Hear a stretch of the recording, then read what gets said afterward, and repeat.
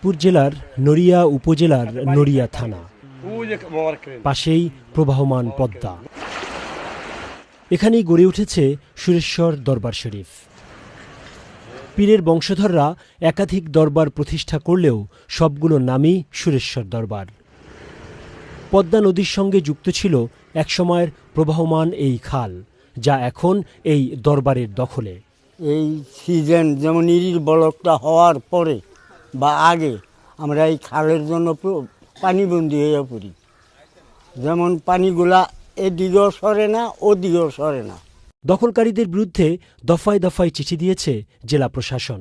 পীরের বংশধর সৈয়দ শাহ সুরে বোরহান, সৈয়দ শাহ নূরে কামাল এবং সৈয়দ শাহ নূরে বেল্লাল খালটি দখল করে আছেন বলে জানিয়েছে জেলা প্রশাসন।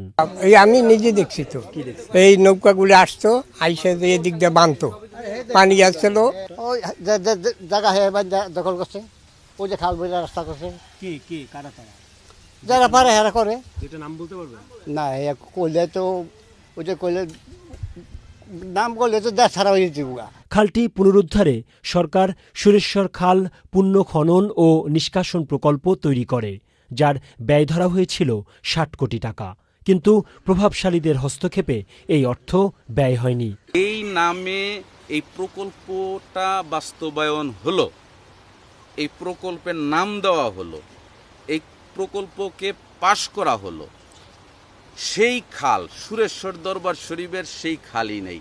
দরবারের রক্ষণাবেক্ষণের দায়িত্বে থাকা একাংশ দখলের কথা স্বীকার করে বলেছেন, যারা দখলে আছে তাদের বিরুদ্ধে ব্যবস্থা নেওয়া প্রয়োজন। সুন্দরের বিপরীত, এটা সঠিক না। আর এটা সরকারি, যেহেতু সরকারি খাল, এটার অবৈধ স্থাপনা বা এটাকে আবর্জনাময় করে রাখা, এটাকে নোংরা করে রাখা, এটা ঠিক না।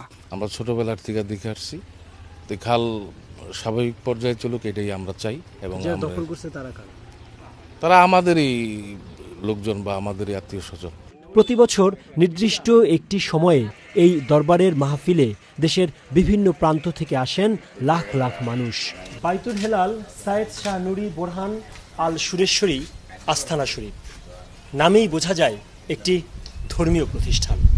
তবে এই প্রতিষ্ঠানটি গড়ে উঠেছে যে জায়গাটিতে, সেটি পুরোপুরি সরকারি সম্পত্তি, প্রকৃতির অফুরন্ত পানির ভাণ্ডার একটি খালের উপর। এরকম নদীর প্রবেশ মুখে অসংখ্য ধর্মীয় স্থাপনা করার কারণে এই উপজেলার মানুষ সত্যিকার অর্থেই অসহায়। এর একটা পরিবর্তন প্রয়োজন, এমনটাই বলছেন তারা। শরীয়তপুর জেলার নড়িয়া উপজেলা থেকে মোস্তফা মল্লিক, চ্যানেল।